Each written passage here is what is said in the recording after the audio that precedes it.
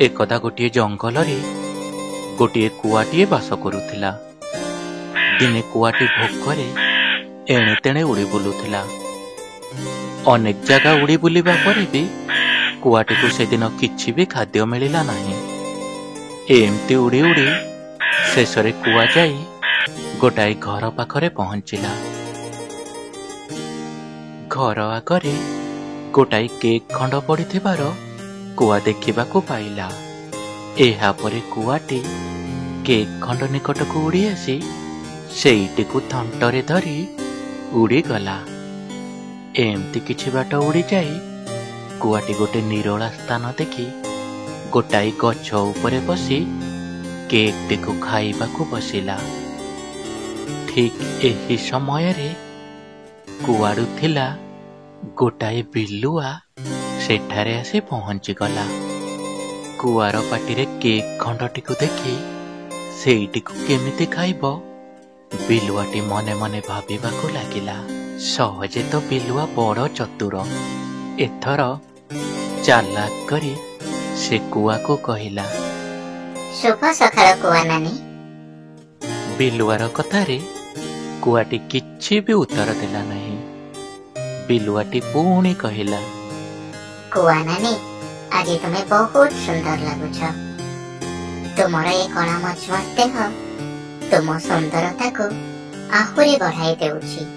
सतरे तमे आज बहुत सुंदर लगुछ। एथर भी बिलुआ कथारे कुआ टिके भी नजर न देई किछि भी कहिलानी। बिलुआटी पुणी कहिला, कुआ नानी जंगल सारा समस्ते कहते तुम कंठ कुआड़े कर्कश, किंतु मो से सब कथा सुनेनी। मु जाने तुम कंठ बहुत मधुर। तुम्हें देखिबाकू जेपरी सुंदर तुम कंठ आहुरी सुंदर। तार एपरी गुणगान करुथबा देखि एथर कुआटी बिलुआ कथा कानरे पुराइबाकू लागिला। बिलुआटी पुणी कहिला, कुआ नानी तुम्हें जदि तुमर सुंदर कंठरू गीतटिए बोलत तेबे परिवेश को आनमना करि दियंता। मोर छोट कथाटिए रखी गोटे गीत बोली जंगलर समस्तंक कथा को भूल प्रमाण करि दियो।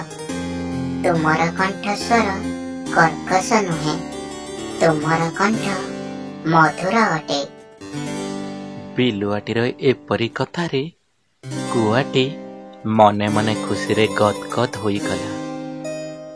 एथर से गीत बोलिबाकू आरंभ करिदेला। कुआटी जेमती थंट खोली गीत बोलिबाकू जाइची ता थंटरू केक खंडक आसी सीधा तळे पड़िला। बिलुआटी एही सुजोगर अपेक्षा रे थिला। विलंब न करी केक खंडकू बिलुआटी धरी सेठारू दौड़िला।